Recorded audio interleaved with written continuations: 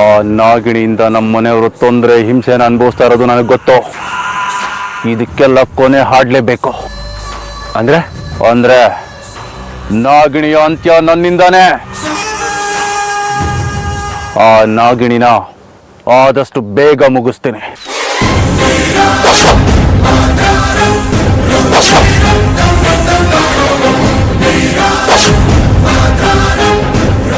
ಏನಂದ್ರೆ ಚಿಕ್ಕಪ್ಪ?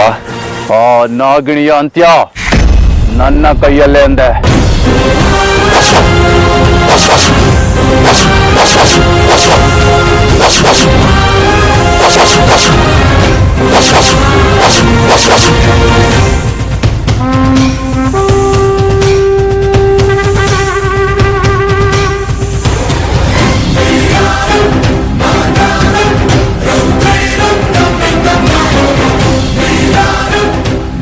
ಏನಂದ್ರೆ ಚಿಕ್ಕಪ್ಪ?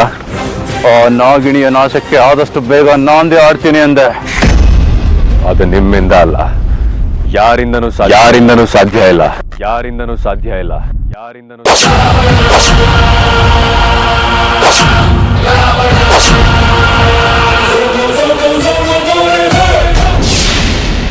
ಏನಂದೆ? ನಾಗಿಣಿನ ಮುಗಿಸೋದಕ್ಕೆ ಯಾರಿಂದನೂ ಸಾಧ್ಯ ಇಲ್ಲ. ಯಾಕೆ ಅರ್ಜುನ್ ಹೀಗೆ ಮಾತಾಡ್ತಾ ಇದ್ಯಾ? ನಮ್ಮ ವಂಶಕ್ಕೆ ನಮ್ಮ ಕುಟುಂಬಕ್ಕೆ ಶತ್ರು ಅಂತ ಇರೋದು ಆ ನಾಗಿಣಿ ಮಾತ್ರ. ಅಂತವಳ ಮೇಲೆ ಕೋಪ ಮಾಡ್ಕೊಳ್ಳೋದು ಬಿಟ್ಟು ನೀನೇ ಅವಳ ಪರವಾಗಿ ಮಾತಾಡ್ತಾ ಇದೆಯಲ್ಲ. ಕೆಲವು ಸಮಯ ಸತ್ಯಗಳು ಕಠೋರವಾಗಿದ್ರೂ ಸಹ ಅವುಗಳನ್ನ ಅರಗಿಸ್ಕೊಳ್ಬೇಕು. ಮನುಷ್ಯ ಒಂದು ಬಗೆದ್ರೆ ಆ ದೇವರು ಇನ್ನೊಂದು ಬಗೆದಿರ್ತಾನೆ. ಅದನ್ನ ಅರ್ಥ ಮಾಡ್ಕೋಬೇಕು. ಏನು ಒಳ್ಳೆ ತತ್ವಜ್ಞಾನಿ ತರ ಮಾತಾಡ್ತಾ ಇದೆಯಲ್ಲ. ಇದಕ್ಕಿದ್ದ ಹಾಗೆ ಏನಾಯ್ತು ನಿನಗೆ? ನನಗೇನು ಆಗಿಲ್ಲ, ನಾನು ಸರಿಯಾಗೇ ಇದ್ದೀನಿ. ನಮ್ಮನ್ನ ಪ್ರಪಂಚನ ತನ್ನ ಹಿಡಿತದಲ್ಲಿಡ್ಕೊಂಡು ತನಗೆ ಹೇಗೆ ಬೇಕೋ ಹಾಗೆ ಆಡಿಸ್ತಾ ಇರೋ ಒಂದು ಅಗೋಚರ ಶಕ್ತಿ ಇದೆ. ಅದು ಹೇಗೆ ಆಡಿಸುತ್ತೋ ನಾವು ಹಾಗೆ ಆಡಬೇಕು. ಅದೇ ಜೀವನದ ಪರಮ ಸತ್ಯ, ಪ್ರಪಂಚದ ನಿಗೂಢ ಸತ್ಯ.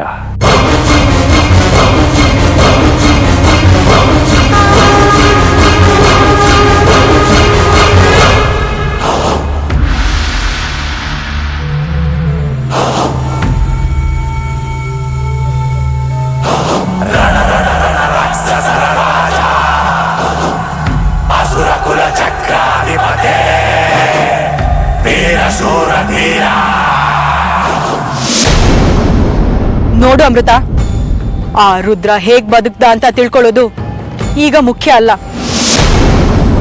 ಈಗ ನಿನ್ನ ಮುಂದೆ ಇರೋದು ನೀನು ಮತ್ತು ಅರ್ಜುನ್ ಈ ವಿಷ್ಣುಪುರದಿಂದ ಹೇಗ್ ಹೊರಗೆ ಹೋಗ್ತೀರಾ ಅನ್ನೋದು.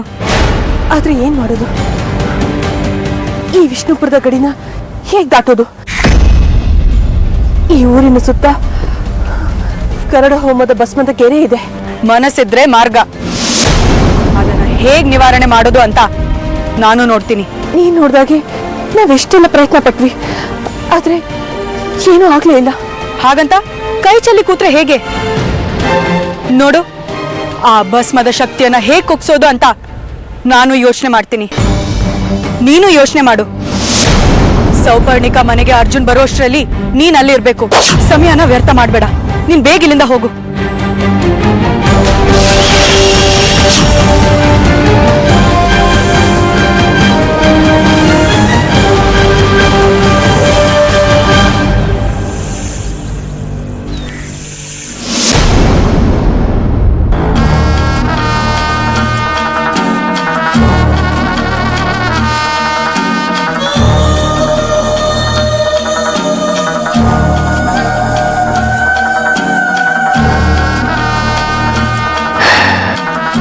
ಏನು ಶತ್ರುಘ್ನ, ದಂಡನ ಕರ್ಕೊಂಡು ದಾಳಿ ಮಾಡಕ್ ಬಂದಿರೋ ಹಾಗಿದೆ? ನನ್ನ ಶಾಂತಿ, ನೆಮ್ಮದಿ, ಹಳ್ಳಿಯಲ್ಲಿದ್ದ ನನ್ನ ಗೌರವ ಎಲ್ಲ ಹಾಳಾಗೋಯ್ತು. ಇಲ್ಲಿ ಯಾವುದು ಶಾಶ್ವತ ಅಲ್ಲ. ಪ್ರತಿಯೊಂದಕ್ಕೂ ಆದಿ ಅನ್ನುವಂಥದ್ದು ಹೇಗಿರುತ್ತೋ ಅಂತ್ಯ ಅನ್ನುವಂಥದ್ದು ಜೊತೆಯಲ್ಲೇ ಇರುತ್ತೆ. ಹಾಗೆ ಆ ನಾಗಿಣಿ ಆರ್ಭಟಕ್ಕೂ ಅಂತ್ಯ ಅನ್ನೋದು ಇದ್ದೇ ಇದೆ. ಅಂತ್ಯ ಇದೆ ಅಂತ ನಾವು ಸುಮ್ಮನೆ ಇರೋದಕ್ಕಾಗುದಿಲ್ಲ ಶಾಸ್ತ್ರಿಗಳೇ. ನಾನು ನಿಮ್ಮಾಗೆ ಸ್ಥಿತಪ್ರಜ್ಞೆ ಅಲ್ಲ. ಮೊದಲು ನಿಮ್ಮ ಶಂಕನ ಎತ್ಕೊಳ್ಳಿ, ಊದಿ. ನಾಗ್ನಿ ಎಲ್ಲೇ ಇದ್ರು ನಮ್ಮ ಮುಂದೆ ಬಂದು ನನ್ನ ಕೈ ಸಿಕ್ಕಾಕೊಳ್ಳಿ. ಆಮೇಲೆ ಇರೋದು ಆ ನಾಗಿನಿಗೆ ಮಾರಿ ಹಬ್ಬ. ಸಿಗದೆ ಎಲ್ಲಿ ಹೋಗ್ತಾಳೆ? ನಾನು ಶಂಕವನ್ನು ಪ್ರಯೋಗಿಸ್ತೀನಿ.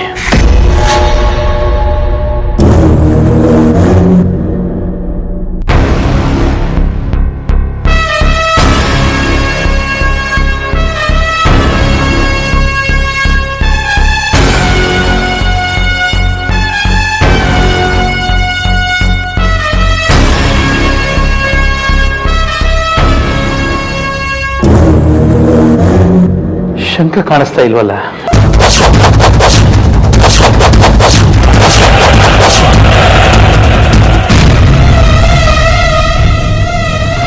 ಶಂಕ ಕಾಣಿಸ್ತಾ ಇಲ್ಲ ಅಂದ್ರೆ ಏನರ್ಥ? ಬೇರೆ ಎಲ್ಲಾದ್ರೂ ಇಟ್ಟಿರ್ಬೋದು ನೋಡಿ ಶಾಸ್ತ್ರಿಗಳೇ. ಎಲ್ಲೋ ಇಟ್ಟು ಇನ್ನೆಲ್ಲೋ ಹುಡುಕೋ ಅಭ್ಯಾಸದವನು ನಾನಲ್ಲ. ಶಾಸ್ತ್ರಿಗಳೇ, ನಿಮ್ಗೆ ಅಸಾಧ್ಯ ಅನ್ನೋದು ಯಾವುದಿದೆ ಹೇಳಿ. ನಿಮ್ಮ ಒಳಗಣ್ಣಿಂದ ಶಂಕ ಎಲ್ಲಿದೆ ಅಂತ ನೋಡಿ.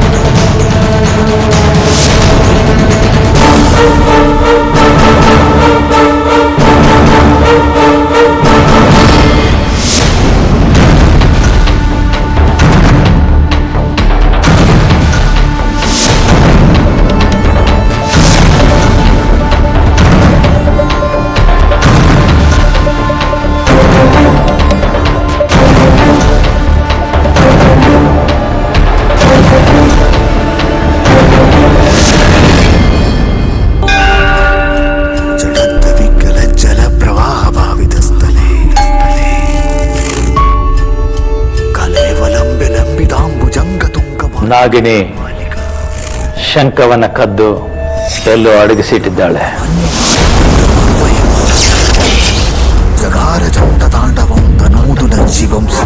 ಅದು ಹೇಗೆ ಸಾಧ್ಯ? ಶಂಕನ ನಾಗಿನಿ ಮುಟ್ಟೋದಕ್ಕೆ ಸಾಧ್ಯನೇ ಇಲ್ಲ. ಹೌದು, ಆದರೆ ಈ ಮನೆಯಲ್ಲಿ ಇರುವವರೊಬ್ಬರು ಆ ಶಂಕವನ್ನ ಕದ್ದೊಯ್ಯುವುದಕ್ಕೆ ಸಹಾಯ ಮಾಡಿದ್ದಾರೆ.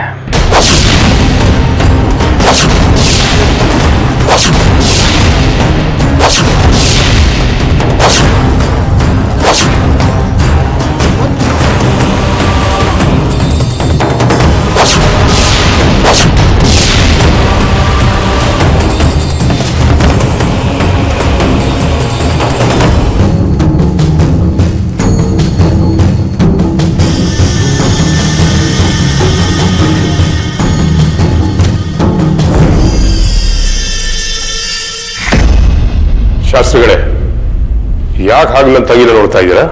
ಯಾಕೋ ನಿನ್ನ ತಂಗಿಯನ್ನ ನಂಬಬೇಕೋ ಬೇಡವೋ ಅನ್ನೋ ಸಣ್ಣ ಅನುಮಾನ. ಕಣ್ಣು ಮುಚ್ಚಿ ನಂಬೋದು. ನಿಷ್ಠೆ ಅಂದ್ರೆ ನನ್ನ ತಂಗಿದೆ. ನೀವು ನನ್ನ ಮೇಲೆ ಅನುಮಾನ ಪಡೋದು ಒಂದೇ, ನನ್ನ ತಂಗಿನ ಅನುಮಾನಿಸೋದು ಒಂದೇ. ಅತಿಯಾದ ನಂಬಿಕೆ, ಅತಿಯಾದ ಆತ್ಮವಿಶ್ವಾಸ ಯಾವತ್ತೂ ಒಳ್ಳೆಯದಲ್ಲ ಶತ್ರುಘ್ನ. ಅದರ ಪ್ರತಿಫಲವನ್ನ ಒಂದಲ್ಲ ಒಂದಿನ ಅನುಭವಿಸಬೇಕಾಗತ್ತೆ.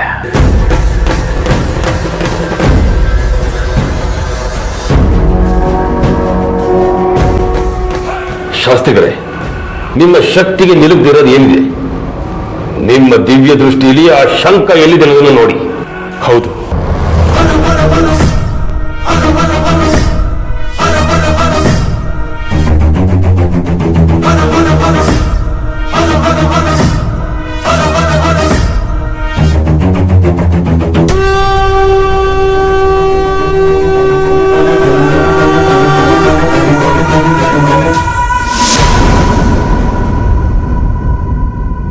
ನನ್ನ ಶಕ್ತಿಗೆ ಸವಾಲು ಹಾಕ್ತಾ ಇದೆಯಲ್ಲ ಇದು.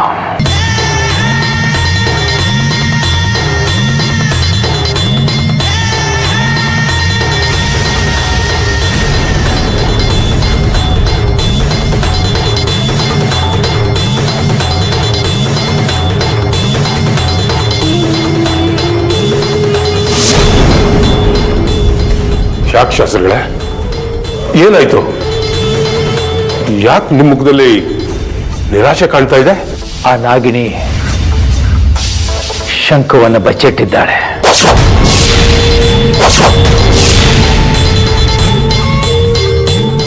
ಎಲ್ಲಿ ಬಚ್ಚಿಟ್ಟಿದ್ದಾಳೆ ಅಂತ ನಿಮ್ಗೆ ಗೊತ್ತಾಗ್ತಾ ಇಲ್ವಾ? ಇಲ್ಲ, ಅದು ಹೇಗೆ ಸಾಧ್ಯ? ಆ ನಾಗಿಣಿ ಆ ಶಂಖ ನಮ್ಮ ದೃಷ್ಟಿಗೆ ಗೋಚರವಾಗಬಾರ್ದು ಅಂತ ಮಂತ್ರದಿಂದ ದಿಗ್ಬಂಧನ ಮಾಡಿ ಗೋಮಯದೊಳಗೆ ಅವಿತಿಟ್ಟಿದ್ದಾಳೆ. ಪಾಪ, ನೀವು ಸಾಧಕರಲ್ವಾ? ನೀವು ಪ್ರಯತ್ನಿಸಿ, ನಿಮ್ಮ ದೃಷ್ಟಿಗೆ ಗೋಚರ ಆಗ್ಬೋದು.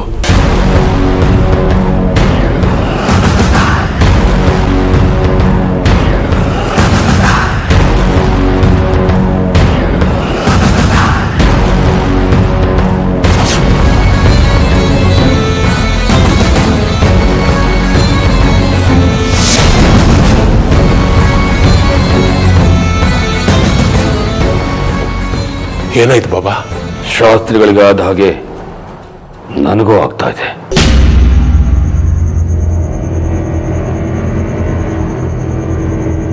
ನನ್ನ ದಿವ್ಯ ದೃಷ್ಟಿಗೂ ಗೋಚರಿಸ್ತಾ ಇಲ್ಲ. ಇಲ್ಲ, ಇನ್ನು ನಿಮ್ಮ ಮಾಟ ಮಂತ್ರ ನಂಬಿ ಕೂತ್ರೆ ನನ್ನಷ್ಟು ಮೂರ್ಖ ಯಾರು ಇರಲ್ಲ. ಮತ್ತೇನ್ ಮಾಡ್ತೀಯಾ? ನಾನೇ ಅವಳು ಎಲ್ಲಿದ್ದಾಳಂತ ಹುಡುಕಿ ಪೂರ್ಣಾಹುತಿ ನೀಡ್ತೀನಿ. ಇದಕ್ಕೆ ಯಾರು ಅಡ್ಡ ಬಂದ್ರು ಸಹ ನಾನು ಹಿಂದೆ ಸರಿಯಲ್ಲ.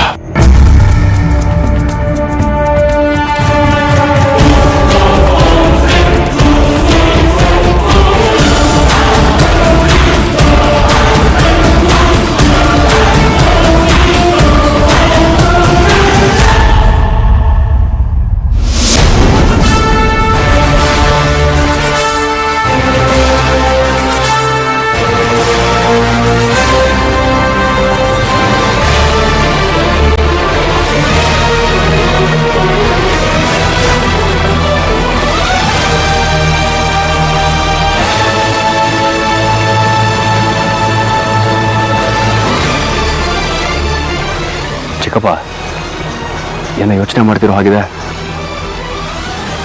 ಏನೂ ಇಲ್ಲ. ನೋಡಿ, ನಿಮ್ಮ ಮನಸ್ಸಲ್ಲಿ ಇರೋದೇ ನಿಮ್ಮ ಮುಖದಲ್ಲಿ ಕಾಣೋದು. ಹೆಚ್ಚಿಗೆ ಯೋಚನೆ ಮಾಡಕ್ ಹೋಗ್ಬೇಡಿ. ಕೆಲವೊಂದು ಪ್ರಶ್ನೆಗಳಿಗೆ ಉತ್ತರ ಸಿಗೋದಿಲ್ಲ. ಅದೇ ಪ್ರಕೃತಿ ನಿಯಮ. ಬನ್ನಿ.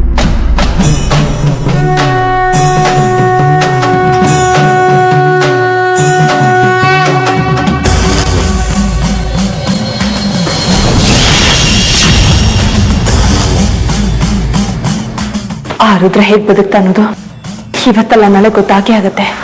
ಈಗ ನಾನು ಅರ್ಜುನ್ ಅವರು ಇಲ್ಲಿಂದ ಹೇಗೆ ತಪ್ಪಿಸ್ಕೋಬೇಕು ಅಂತ ಯೋಚನೆ ಮಾಡಬೇಕು. ಈಗ ಅರ್ಜುನ್ ಅವರು ರುದ್ರನ್ನ ಕರ್ಕೊಂಡು ಅಜ್ಜಿ ಹತ್ರ ಹೋಗ್ತಾರೆ. ನಾನು ಇಲ್ಲಿ ತಿನ್ ಮಾಡ್ಲಿ? ನಾನು ಶತ್ರುಘ್ನನ ಮನೆಗೆ ಹೋಗ್ತೀನಿ.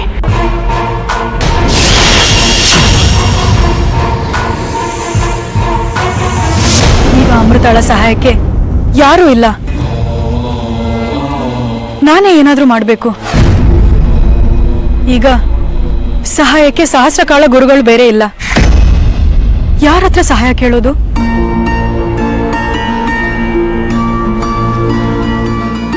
ನಮ್ಮ ನಾಗಲೋಕದ ಕೋಟಿ ಕಾಳರ ಹತ್ರ ಇದಕ್ಕೇನಾದ್ರೂ ಪರಿಹಾರ ಇದೆಯಾ ಅಂತ ಕೇಳ್ತೀನಿ. ಗುರುಗಳೇ ಗುರುಗಳೇ ಕೂಟಿಕಾಳ ಗುರುಗಳೇ. ಶೇಷ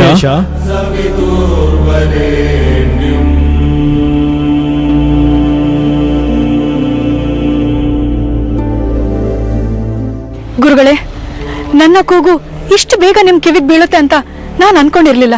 ಗುರುವಿನ ಕರ್ತವ್ಯವೇ ತನ್ನ ನಂಬಿದವರ ಕರೆಗೆ ಸ್ಪಂದಿಸಿ ಅವರ ಸಹಾಯಕ್ಕೆ ಬರುವುದು. ನಾಗಲೋಕದಲ್ಲಿ ನನ್ನ ಸಹಾಯ ಕೇಳದೆ ಇಲ್ಲಿ ನನ್ನ ಸಹಾಯ ಯಾಚಿಸ್ತಾ ಇದ್ದೀಯಲ್ಲ, ಏನು? ನಿಮ್ಗೆ ತಿಳಿದೇ ಇರೋದು ಏನಿದೆ ಗುರುಗಳೇ? ನಮ್ಮ ಅಮೃತ ನಾಗಲೋಕದ ಯುವರಾಣಿ ಯಾವ ಸ್ಥಿತಿಯಲ್ಲಿದ್ದಾಳೆ ಅನ್ನೋದು ನಿಮಗೆ ಗೊತ್ತು. ನಮ್ಮ ಲೋಕದ ಯುವರಾಣಿ ಅಂತ ಸ್ಥಿತಿಯಲ್ಲಿ ಇರೋದು ನಮ್ಮ ಲೋಕಕ್ಕೆ ಶೋಭೆ ತರೋದಿಲ್ಲ. ಗುರುಗಳ ಸ್ಥಾನದಲ್ಲಿ ನಿಂತು ನೀವು ಅವಳಿಗೆ ಮಾರ್ಗದರ್ಶನ ನೀಡೋದು ನಿಮ್ಮ ಕರ್ತವ್ಯ. ಅವಳಿಗೆ ಸಹಾಯ ಮಾಡೋದು ನನ್ನ ಧರ್ಮ.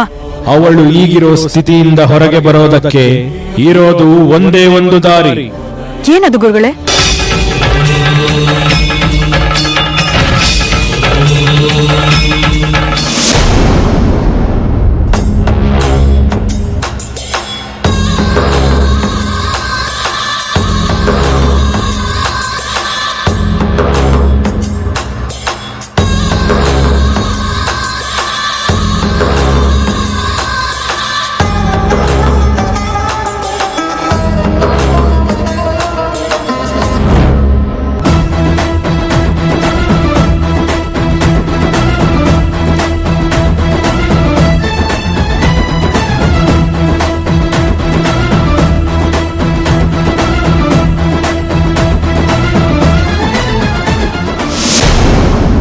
ಅಜ್ಜಿ, ಏನ್ ಹಾಗೆ ನೋಡ್ತಾ ಇದ್ಯಾ?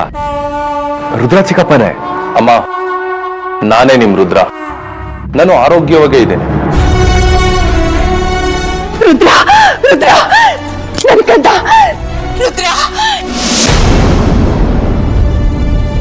ನೀನ್ ಜೀವಂತವಾಗಿ ಬರ್ತೀಯ ಅಂತ ನಾನು ಅಂದ್ಕೊಂಡೇ ಇರ್ಲಿಲ್ಲ.